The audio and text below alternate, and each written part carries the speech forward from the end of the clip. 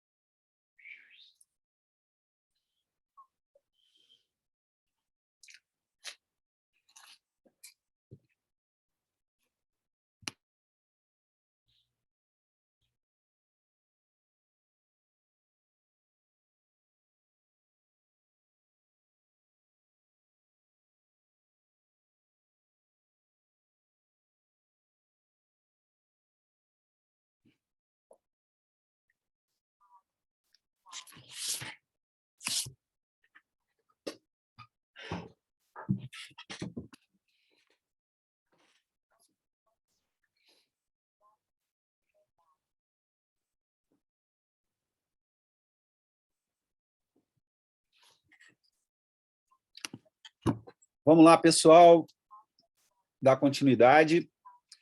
Queria apresentar para vocês o chefe Camargo, que hoje é um dos responsáveis pela gestão de adultos aqui na nossa região escoteira. E se fosse alguns anos atrás, eu diria que ele é uma enciclopédia ambulante. Mas eu diria que ele é um Google ambulante, né? Um Google vivo, que está sempre com conhecimento vastíssimo aí. Ele desenvolve conteúdos para a nossa região escoteira em termos de cursos técnicos, né? Então, eu queria deixar vocês aí junto com essa pessoa. Com certeza vocês vão estar em boas mãos. E, por favor, Camargo, se apresente aí, dá um bom dia a todos aí. E aí já fica à vontade aí, tá certo, Camargo? Ok, obrigado, Cláudio. Bom, pelo que eu vi, vários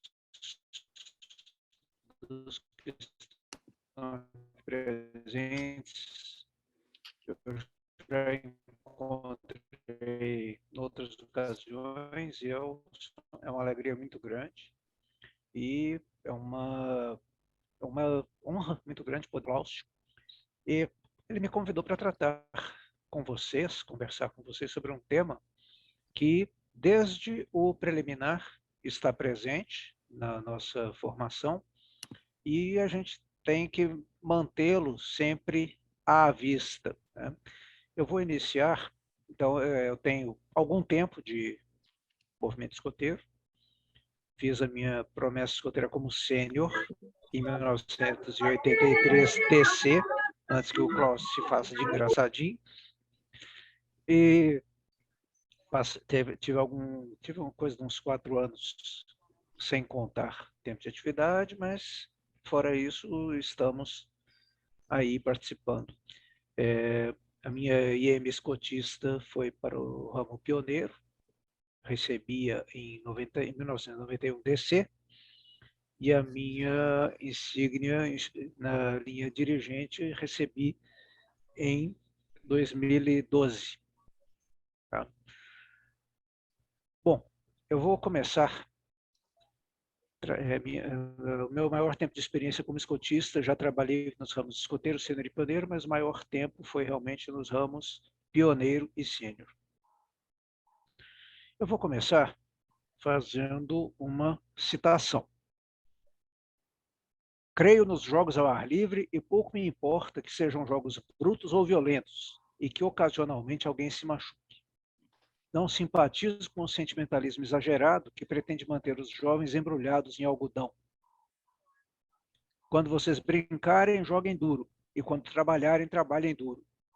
Mas não deixem que os jogos e desportos prejudiquem os seus estudos. Alguém sabe de onde é esse trecho?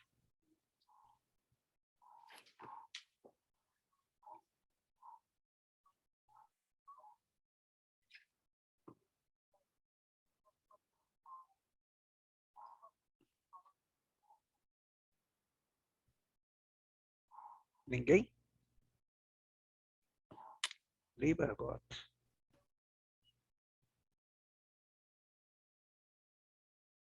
Esse trecho é uma fala de Theodore Roosevelt, citado por Baden-Powell no Escotismo para Rapazes. Nesta edição de 2006, ele está na página 74.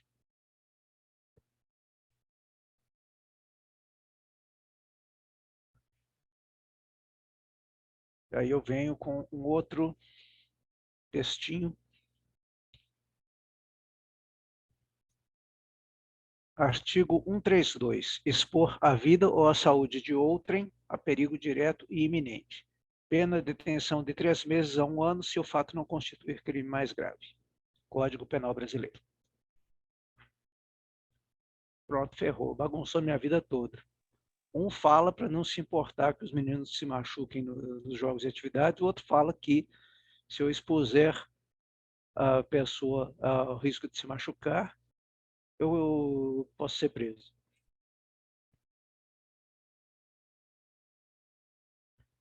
E aí? Como é que a gente fica nessa brincadeira?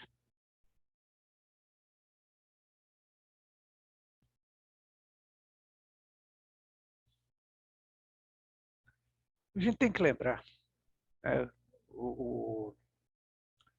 tem uma famosa frase do Guimarães Rosa: viver é perigoso e exige coragem. Viver é perigoso. Você botar o pezinho para fora de casa já envolve perigo. Dentro de casa já envolve perigo. Você vai partir vai cortar um legume para o almoço. Aí você corre o risco de quê? Cortar o dedo. É. Você vai acender o fogo, corre o risco de ter um vazamento de gás e bum.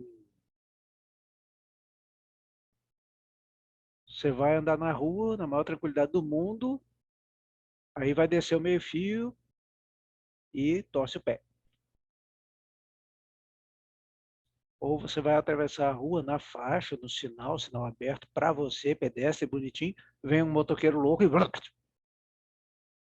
te atropela. Então eu vou fazer o seguinte, eu não vou nunca mais sair da cama. Vou fazer igual o Descartes. Vou passar meus dias deitado. Não é, não é tanto, né? Então o que a gente tem que considerar? A gente tem que lembrar. Então viver é perigoso. Mas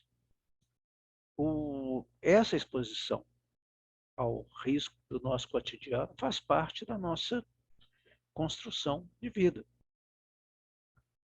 Então, se eu tenho medo de ser atropelado, então eu nunca mais vou sair na rua. Não, eu preciso sair na rua, eu preciso fazer um supermercado, eu preciso visitar um amigo, eu preciso até ir ao grupo escoteiro. Então, alguém pode arguir, mas eu não preciso mais ir ao supermercado, eu posso encomendar tudo pelo telefone ou pela internet. Às vezes, né? Mas, enfim. Então, você tem que fazer coisas. Você tem que sair à rua, você tem que se movimentar, você tem que cozinhar. E tudo isso envolve risco. Escotismo é um tipo de atividade que tem risco inerente. Mas não quer dizer que você possa submeter as pessoas a riscos evitáveis, a riscos desnecessários. Quando você fala de um jogo, por exemplo, então vamos usar o exemplo daquele clássico jogo que o Ramos Sênior adora, que é a luta de jacarés. Vocês conhecem a luta de jacarés? Quem não conhece a luta de jacarés? Então é o seguinte, para quem não conhece. Então você coloca os dois contendores na posição da flexão de braço e eles vão tentar tirar o apoio do outro. Legal, bacana. É um jogo que a Ramos Sênior adora fazer, né? Muito bem. Qual é a medida desnecessária de risco? Eu vou dar um jogo desse em cima de uma quadra de concreto ou no asfalto? preferência no asfalto das 2 horas da tarde, com aquele sol de rachar, que aí eu tenho o duplo risco, né, da criatura meter o maxilar no asfalto e ainda por cima pegar ter uma bela de uma queimadura, né, nas mãos. Não. Agora, eu vou condenar um jogo como esse, porque é um jogo de combate, um jogo de disputa, nós não podemos dar jogos de combate. Não. Por incrível que parível, os jogos de combate são importantes na construção do caráter. Por quê? Primeiro, jogos competitivos são importantes na construção do caráter porque eles ensinam a lidar com a frustração, quer dizer, te ensinam você não vai ganhar sempre, a jogar segundo as regras,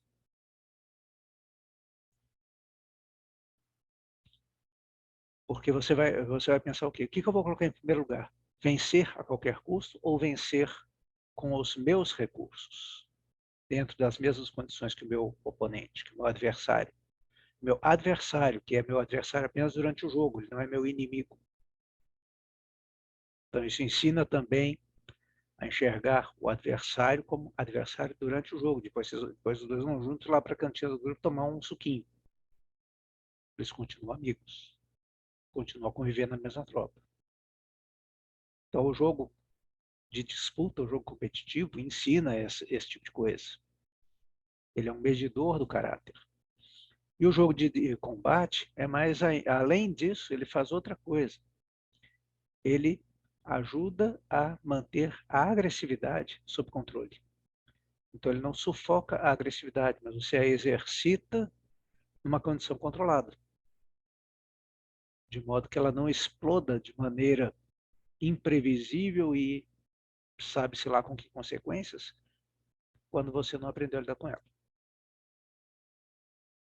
Agora, voltando para a condição de segurança, então, eu não vou dar um jogo como luta de jacarés no asfalto e nem no concreto. Eu vou dá-lo onde? Eu vou dá-lo sobre uma superfície capaz de absorver o impacto. Um gramado, um tatame. Porque eu atendo a finalidade educativa do jogo sem expor os seus participantes a um risco desnecessário. Então, isso é um dos exemplos, né, da nossa não exposição a risco desnecessário. Vocês já viram em outras unidades didáticas e certamente aplicarão isso na etapa presencial, a ocupação de campo. Então, alguns dirão, mas o escotismo ficou muito almofadinho, ficou muito Nutella, ficou muito cheio de muito cheio de frescura, porque você não pode acampar num lugar se não tiver banheiro. Olha, isso passa a ser, né, o escotismo no qual você, ao acampar, ia fazer a sua latrina, fazer a sua fossa de líquidos, sua fossa de sólidos. Quando você está numa região que não há recursos, então, por exemplo, você vai fazer uma travessia de uma serra, né? Então, você vai bivacar, você vai fazer o camping selvagem mesmo. Aí, amiguinho, paciência. Você vai ter que realmente fazer aquele recurso improvisado da instalação sanitária de oportunidade, instalação sanitária expedita, seja ela buraco de gato ou coisa similar, para atender a essa necessidade. Mas isso é uma eventualidade, você vai fazê-la de acordo com aquilo que a gente aprende sobre segurança sanitária. Então, você não vai fazer aquele negócio próximo de um curso d'água, por exemplo. Você não vai, né, colocá-lo num lugar em que possa promover uma contaminação. Mas, se você pode evitar, então você evita. Então, de novo, o impacto de, vamos dizer, 5 pessoas passando por um determinado terreno é um. O impacto de 40 pessoas é outro. E isso tem a ver com aquilo que o Altamiro comentou sobre o nosso mundo melhor. Tem a ver com a nossa ação conservacionista.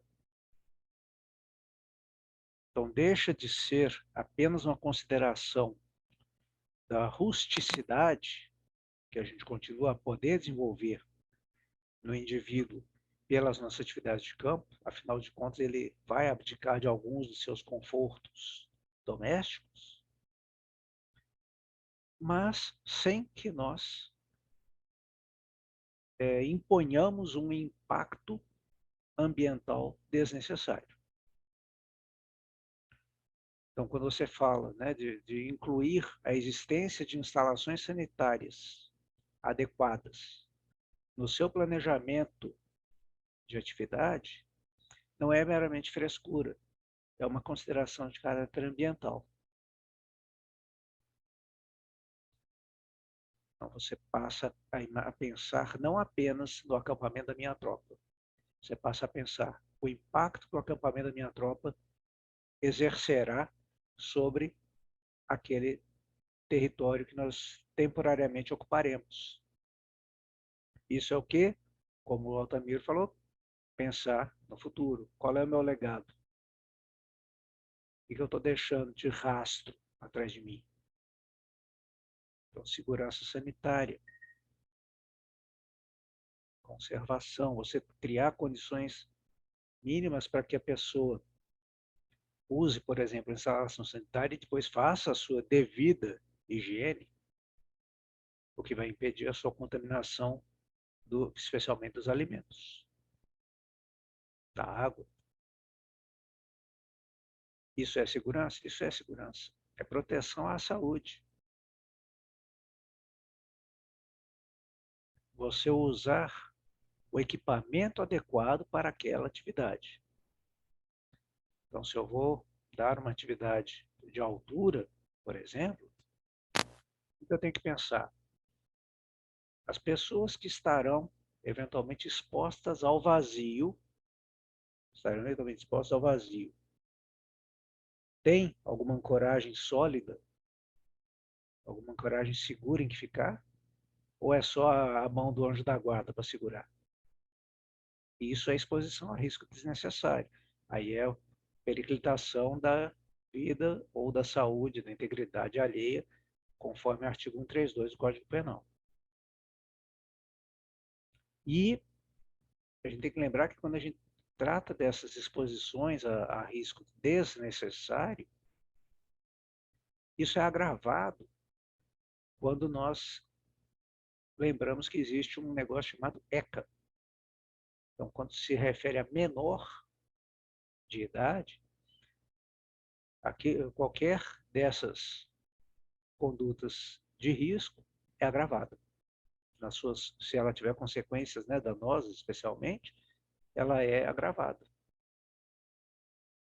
E, então, nunca mais vou fazer atividade escoteira. Igual num curso, alguém deu a ideia, né? Já sei, nós vamos fazer tudo por óculos de realidade virtual. Só que aí você vai ter o quê? Aí você já cria um outro risco, que é o do dano visual da pessoa que está fazendo atividade com óculos de realidade virtual. Ah, complicou minha vida toda, então não posso fazer mais nada. Então, de novo, a segurança em atividades é prevenir e minimizar o risco evitável, o risco desnecessário. Muita gente pode, voltando ali na luta de jacarés, muita gente pode dizer, ah, não, a luta de jacarés tem que ser abolida, não sei o quê. Não, gente, por causa do risco de machucar, não. O risco, a gente tem que lembrar também, gente, como eu falei, risco em atividade escoteira é inerente. Então, a criaturinha que está mexendo lá com o machado ou o serrote para cortar o bambu para fazer peneiria, tem risco inerente de aquele negócio resvalar e acertar onde não deve. Aí faz aquele talho na perna da criatura, aí você tem que atender. Isso é risco inerente. Pode ser evitado? Pode. Se você treinou a criatura para usar aquela ferramenta corretamente, se a ferramenta está devidamente afiada, porque uma ferramenta bota é muito mais perigosa do que uma ferramenta bem afiada. Então, se a ferramenta está bem afiada, se a criatura aprendeu a usá-la corretamente, então você está trazendo condições que reduzem o risco. Não é você fazer, né, para evitar que o menino se corte com o facão, então eu vou cortar tudo para ele. Aí ele vai aprender o quê? Quando? Como?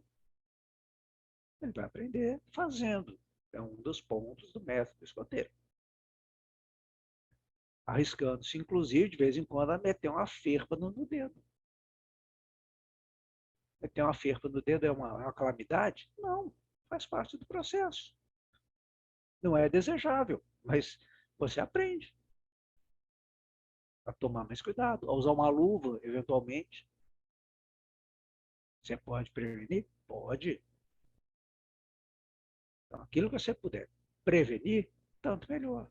Mas sempre considerar, existe a possibilidade, dada pela própria condição da coisa.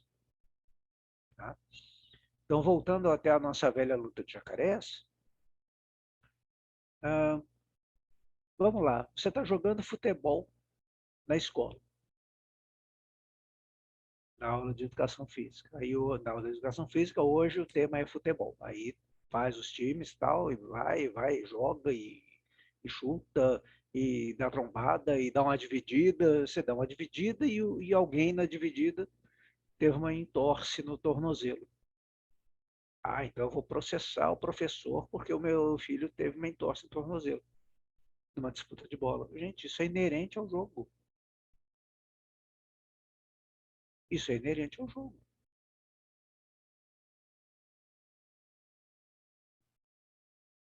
Então não é da gente fazer aquele pesadelo, não, como Theodore Roosevelt disse, envolver a criatura em algodão. Não, gente, tem coisas que são inerentes ao jogo, à atividade que você está desenvolvendo.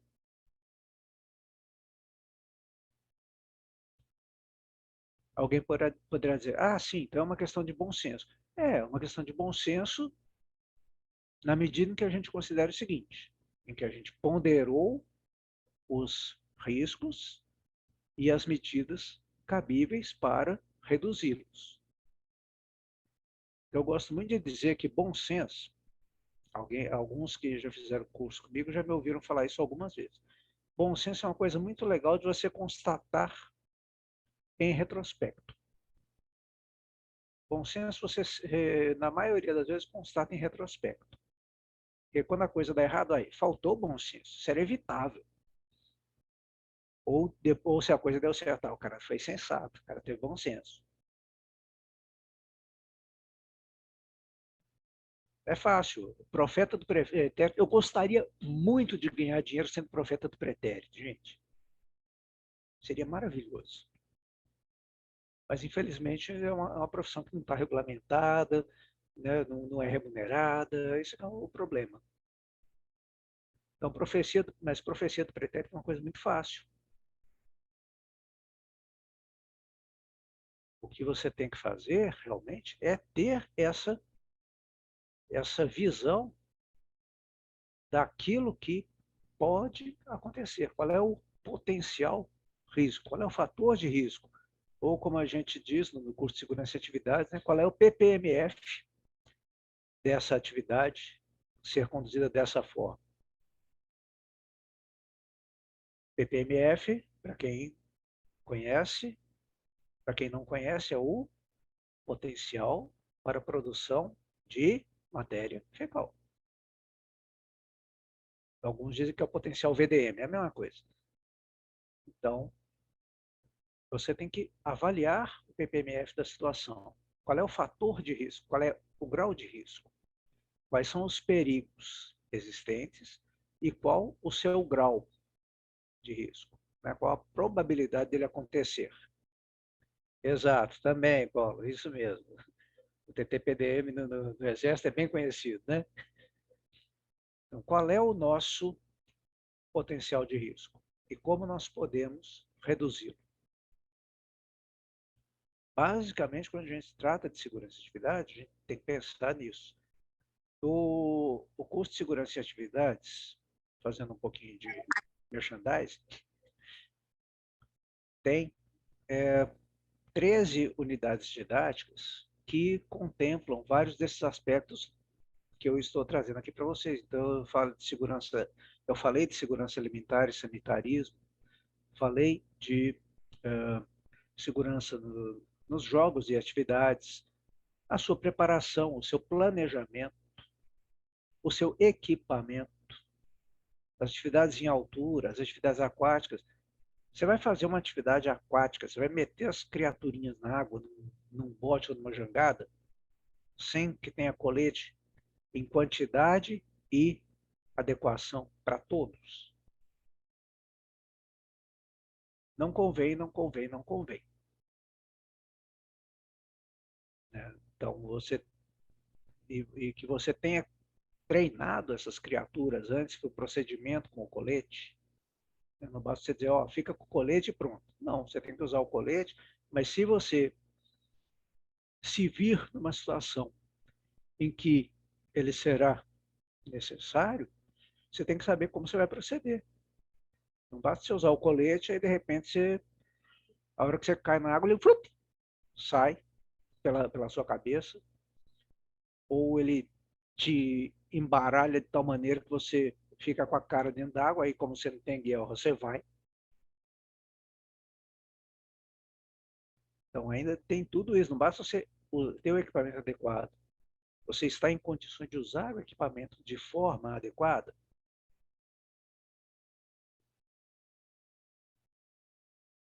Como eu mencionei, atividade em altura. Você tem condição de não deixar a pessoa exposta ao vazio, sem que ela esteja presa a alguma coisa de forma segura?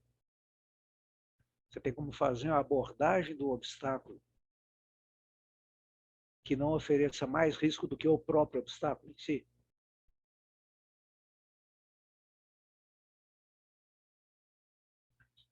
Você como um escotista que está chegando ao nível avançado, sabe fazer uma leitura de campo para identificar os locais que podem trazer risco e o grau de risco que eles podem oferecer. Então, barranco, cerca, grota, curso d'água, desfiladeiro, área inundável, área alagadiça, brejo, lago, fundo do lago, encostas com terra pouco consolidada, né, com terra solta, igual a Serra do Curral, porque aquele minério de ferro não dá liga, não consolida. Você sabe fazer esse tipo de leitura, esse tipo de avaliação? Você vê assim aquele corguinho na calha ali, ah, que bonitinho, eu vou acampar bem na beira dele.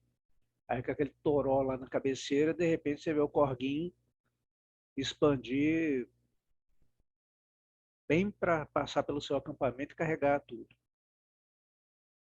É o exemplo, existe aquele exemplo, o exemplo daquela grande atividade, daquela atividade que teve em Brasília décadas atrás, né, da tropa sênior que estava acampando próximo do curso d'água e choveu na cabeceira, veio a cabeça d'água e teve alguns que foram para o Beleléu. Então, não quer dizer que você nunca mais vai fazer isso, nunca mais vai acampar. Então, né, não, mas você avaliar o risco junto àquele curso d'água. Né, você enxergar que, se você tem um curso d'água, observe na direção da sua cabeceira como é que está o tempo. Quando você ocupa um lugar de campo, ao fazer a sua leitura, pense também, vem cá, quais são as minhas rotas de escape? No caso de eu ter, por exemplo, uma inundação, ou no caso de ter um fogo, que é diferente, né? A água vem para baixo e o fogo sobe. Então, qual a minha rota de escape? No caso A ou no caso B? E depois da rota de escape tem outro detalhe a considerar. Onde estão as minhas ZREL, as minhas zonas de reunião? Não basta você dispersar todo mundo. E aí você vai passar 3 horas caçando as criaturas que estão dispersas por um raio de 500 metros. Se você considerar a área. A área da circunferência como sendo πr2, então veja, é π vezes 500 ao quadrado. Qual o tamanho da área que você vai ter que rastelar atrás das criaturinhas. Se você já tem os locais de reunião definidos, facilita um pouquinho a sua vida. Então, todo mundo já vai para aqueles locais. Então, no mínimo, você tem aqueles nichos onde estão as criaturas e você pode fazer a recontagem. Né? Vamos ver, quem está faltando? Faltou ninguém. A lá é grande. Então, são várias situações que a gente tem que pensar quando está lidando com o procedimento de segurança. A medida é sempre preventiva. Sempre o nosso planejamento deve envolver as medidas preventivas. Reduzir o risco. Não existe zerar o risco. Zero risco é utópico, é o mundo dos sonhos. Mas a gente pode reduzir? Pode. Até que ponto a gente consegue reduzir? Qual é o melhor que a gente pode fazer para reduzir o risco? Por quê? Porque vocês já tiveram ou terão AUD sobre aspectos jurídicos. Então, a nossa responsabilidade civil, criminal e administrativa, no caso de alguma desagradável ocorrência devida à inobservância da prevenção. Quando a gente fala de segurança, tem dois conceitos, elas têm duas vertentes que são melhor compreendidas no inglês, né, que são security e safety. Security é a segurança que tem mais a ver com ocorrência criminal. Então, ela é mais voltada para as forças policiais e também para as forças, até certa medida, para as forças militares. E você tem safety, que envolve a proteção. Essa é a que nos diz mais diretamente respeito. Tem a proteção à integridade física, psíquica e moral dos participantes de atividades escoteiras. Tá? E você tem várias condutas, né, que são próprias, né, da observância da segurança. Então, você tem a segurança em atividades aquáticas. Então, você usar o sistema de gêmeos, né, o sistema de dupla. Então, um fica de olho no outro. Então, um molha e o outro olha. Depois, o outro molha e o um olha. Em deslocamentos, né, por estradas e ruas, então você ir no contrafluxo, ter o testa e o serra-fila. O serra-fila, em qualquer atividade que você está se deslocando, serra-fila, tem que ser um dos mais experientes e ele tem que ter a paciência suficiente de ser o último. Ninguém depois dele. Não, pode ir, chefe, eu vou depois. Não, você vai, eu sou o último. Nem que eu tenha que andar a 2 km por hora, mas eu sou o último. Por quê? Porque o papel dele é garantir que ninguém fique para trás. Sim, o rádio ajuda bastante, mas ele não exime a nossa necessidade de ter o camaradinha que seja o fim da fila, que ele seja um dos mais experientes, justamente por isso. Porque se tiver alguma intercorrência, é ele que vai avisar, né, pelo rádio. Exatamente, Paulo. Tanto quanto possível, o último sempre com rádio. Então, são essas várias medidas que a gente tem que prestar atenção. Né? Sinalização, quando você vai se deslocar à noite, então que você tenha um meio visual, especialmente em ruas e estradas, né? Que você consiga ser visto pelos veículos que vêm. São várias medidas, são várias condutas que a gente precisa atentar. Para quê? De novo, para a gente evitar o risco desnecessário.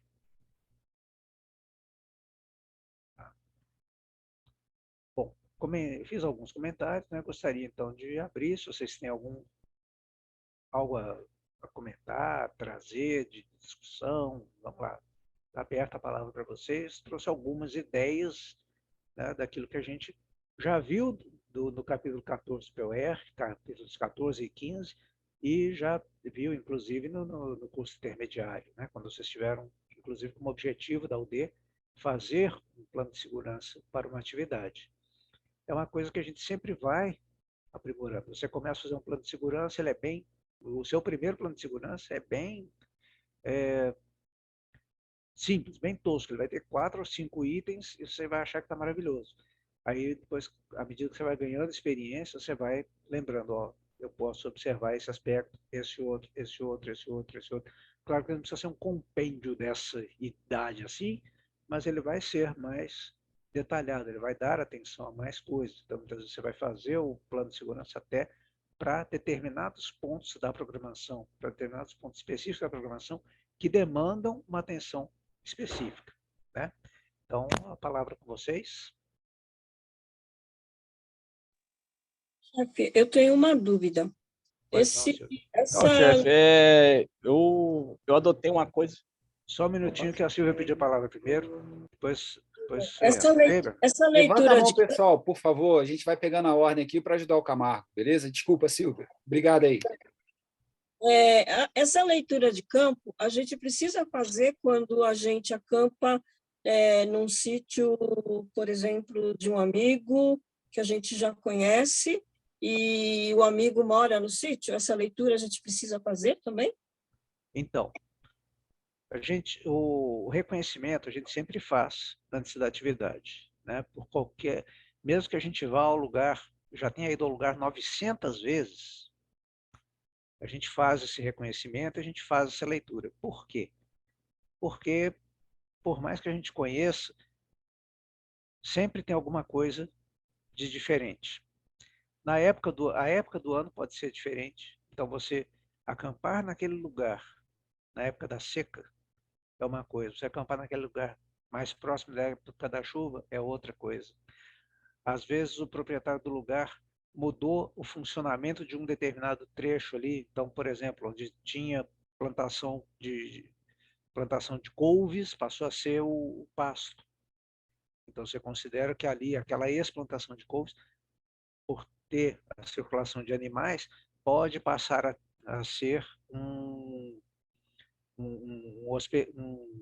abrigo de carrapatos. Então, você tem que levar em consideração essas outras situações.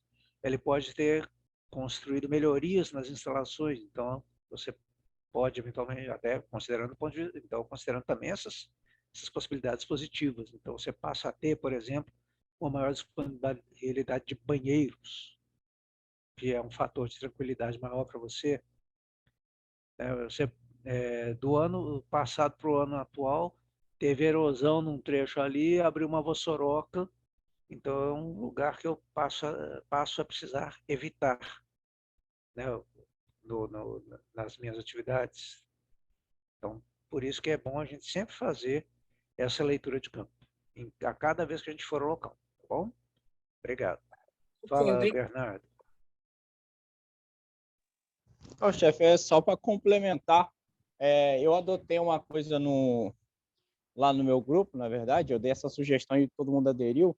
A gente faz geralmente um plano de emergência para qualquer tipo de atividade e também a gente fez um checklist de pré-atividade. Então, toda vez que for fazer qualquer atividade externa, a gente tem um checklist para ver, tipo assim, um carro de emergência possível ou o chefe que vai estar destacado para primeiros socorros, caso aconteça a emergência ou caso aconteça qualquer coisa que for responsável na atividade. Então, uma coisa que eu vejo, igual a questão que o senhor aplicou aí, né, essa questão de se não tiver a visita prévia, a atividade ela não é autorizada pelo conselho lá do chefe, né? Então, é uma coisa que a gente fez e está dando certo até hoje, já reduziu bastante aí o número de incidentes. A gente até deu essa sugestão para outros grupos aqui da nossa cidade, no Rio, e todo mundo está aderindo bem. E eu acho que ficou bem interessante, porque a gente vê os riscos que realmente a gente não pensava antes. Tipo, a questão, vou fazer uma trilha. Aí a gente leva um carro, deixa um carro num ponto estratégico para essa trilha, porque também quase todo mundo tem condições de ter um carro 4x4, mas só de ter um carro ali numa trilha que duraria no máximo aí umas 4 horas para você caminhar, hoje com um carro você chega e reduz meia hora. E sempre quando a gente tem uma vítima, a gente sabe que tempo é vida. Então, já ajuda bastante. E é isso. Essa era para complementar mesmo, dando essa experiência. Ok, obrigado. Paulo? Paulo? Opa, bom dia, mais uma vez. Então, só uma ideia assim que a gente costuma sempre aplicar, né? Aproveitar todas as atividades de campo, todas as atividades que têm alguma deposição que possa causar problema de segurança e desenvolver as especialidades. Nós temos várias especialidades, né, no guia lá que tratam dessa questão de segurança, né? Não só primeiro socorro, né? Temos segurança do trabalho, Ferramentas então de até às vezes corte. ferramentas de corte. Então, várias especialidades, elas, na própria progressão do jovem, né, ele tem que ter alguns conhecimentos. Então, aproveitar a progressão e as especialidades sempre para reforçar essas medidas, né, porque para mostrar para eles que eles vão estar sendo observados durante a atividade, que eles vão estar seguindo as regras de segurança. Porque muitas vezes a gente distribui a luva para o jovem para ele usar para cortar o bambu, ele vai lá e não usa, né? Então, aquele item não vai ser clicado lá no mapa jovem dele, porque ele não usou a luva na hora de cortar o bambu. Pegou, bateu com o bambu com a mão embaixo, no sentido do corte do facão. Os moleques fazem isso direto, mas se souber que está sendo observado, até um mesmo chama a atenção do outro. Cara, mão em cima, mão em cima. Então, usar isso aí, eu acho que alerta eles para terem mais interesse, na verdade, que a própria segurança, interesse distintivo, às vezes. Exato. Eles mesmos têm que ser alertados, conscientizados para eles se vigiarem quanto ao procedimento de segurança. Isso facilita, isso alivia um bocadinho o nosso trabalho, né? Não somos só nós que temos que observar condutas de segurança. E se eles são acostumados desde o começo a fazer isso, então facilita a vida deles e facilita a nossa vida também, né? Esse estímulo, né, como você comentou, não a conquista de distintivos, né, ou na própria pontuação da atividade, é uma forma, né, de você inculcar, de você fazê-los introjetarem a mentalidade de autoproteção e de proteção mútua. É muito bom, Paulo.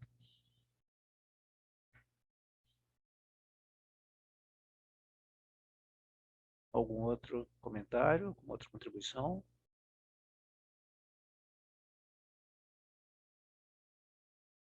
Muito bem. Então, pessoal, eu estou nos meus 3 minutos finais do tempo que o Cláudio me atribuiu. Então, eu quero agradecer a ele pelo convite.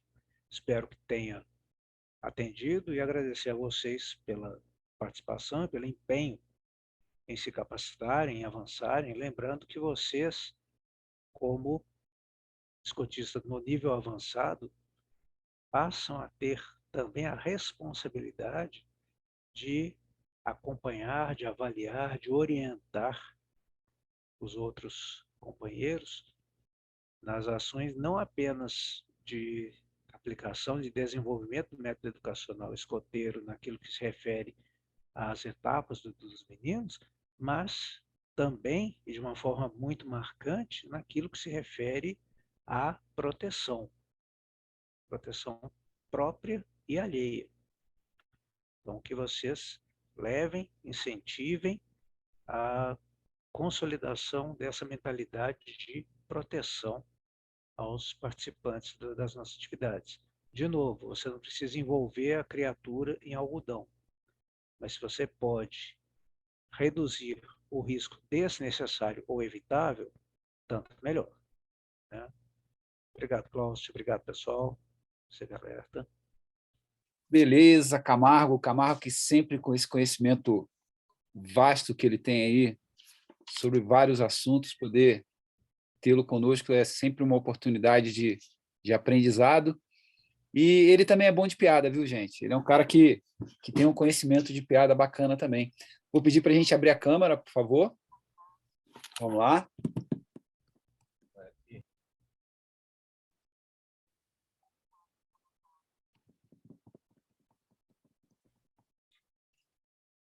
Falar nisso, eu estou vendo um PPMF um pouquinho mais alto ali, de uma câmera ligada num carro em movimento. Tá certo. Pessoal, uma salva de palmas aí para o chefe Camargo. Deixa eu só fazer rapidamente a foto aqui, já foi feita. Camargo, muito obrigado, que a gente tem a oportunidade de estar sempre junto aí, tá certo, meu irmão? Te agradeço aí de Valeu, Glaucio, coração, obrigado. tá bom? E, pessoal, a gente chega ao Estamos fim aí. aí, ao quarto dia, né? Ao nosso quarto encontro, nosso quarto encontro síncrono, e falta um, né? Para a gente poder estar mais próximo aí do nosso encontro presencial, tá certo? Eu espero que até aqui tenha valido muito a pena. Eu acho que eu, pelo menos em particular, tenho saído cada vez mais feliz com quem eu tenho ouvido dos formadores, né? Para mim, eu tenho acompanhado coisa rara, né? No presencial eu nunca consigo acompanhar, porque vai mexendo uma coisa, vai mexendo em outra. E agora, pelo EAD, pelo Encontro Síncrono, eu consigo ouvir as pessoas falarem. Então, tem tudo, para mim, em particular, eu espero que para vocês também tenha sido interessante. Tá ok? Queria dar uma boa notícia para vocês, que semana que vem não tem encontro síncrono, a gente volta no dia 15. 15 ou 14? 15. 14 é sexta, 15 é sábado. Isso, 15. Mas a gente continua lá na plataforma, lá no SEB, a gente está conversando com os formadores para tentar agilizar um pouco as correções para que vocês não parem, tá certo? Amanhã a gente finaliza a enquete do nosso início do presencial, né, que é a possibilidade da gente manter para as 8 horas ou para as 14 horas de sábado no dia 14 não, dia 12, sugestão do chefe Camargo, né? A gente teve uma conversa há um tempo atrás, ele me passou essa sugestão, e eu tive a oportunidade de levar para vocês para a gente poder fazer aí alguma coisa mais democrática. E isso aí, gente. A gente vai manter lá o contato, continua aqui na plataforma, nos grupos de WhatsApp, qualquer coisa a gente está à disposição. Tá certo, pessoal? Alguém quer fazer algum comentário? Alguém quer falar fazer algum resumo aí do dia de hoje? Vamos ver se pinta Só fazer uma algum. pergunta, chefe Cláudio. Pode fazer. Você botou para gravar? Na verdade, eu não parei de gravar. Não parou de gravar, está gravando até Está agora. gravando até agora. Ficou gravando no intervalo também. Ficou gravando no intervalo, exatamente. A gente estava na correria aqui, mas está gravando desde o início da palestra do Altamiro até agora. Eu vou ver se eu corto, tá certo? Para a gente poder... Porque também essa palestra do Camargo agora, ela não faz parte do quadro, do quadro do curso, entendeu? É só mais uma cereja para o bolo aí que a gente colocou, tá certo? Mais alguma pergunta? A gente está à disposição. Pode falar, gente. Eu adoro esse silêncio que fica assim, eu fico quieto, eu deixo ficar bem mais silêncio. A atividade do dia 8 ainda está de pé, né, chefe? Já está no Campo Escola. Show! Tá? São dois eventos que vocês vão ter com prazo normal, coisa e tal. Deixa eu fazer uma consulta aqui no celular rapidinho, porque a nossa enquete está lá rolando, eu acho que já não teria mais necessidade de continuar com a enquete, porque o número de votantes já dá uma condição já dá uma ideia do que a gente vai fazer, entendeu? Do que vai acontecer, provavelmente a gente vai mudar para as 14 horas. E aí a gente vai ter o acréscimo de 2 UDs no SEB. Mas, por favor, não fiquem preocupados, não achem, assim, a gente não vai fazer encontro síncrono por conta dessas 2 UDs. Tá bom? Beleza? Mais alguma pergunta? Então, foi um prazer muito grande estar com vocês novamente nesse sábado, que para alguns está com sol, outros está chovendo, alguns com frio, e a gente torce aí para que, de fato, as coisas funcionem como tem que funcionar, que a coisa do SEB estabilize, e que dia 15 a gente vai estar de volta com o nosso último encontro síncrono, porque a gente vai ter o nosso encontro de verdade no dia 12, se Deus quiser vai ser uma grande atividade, um grande evento de formação, que a gente possa ter bastante sucesso e ser bastante feliz ao final disso tudo. Tá ok, pessoal? Bom final de semana a todos, um abraço, alguns eu vou encontrar daqui a pouco, sempre alerta. Obrigado mais uma vez, Camargo. Grande abraço aqui, ó. Valeu, Aqui para você, ó. galera. Valeu, gente. Foi de bom. Um abração, gente. Tudo de bom para vocês. Tchau, Falou. tchau. Até mais.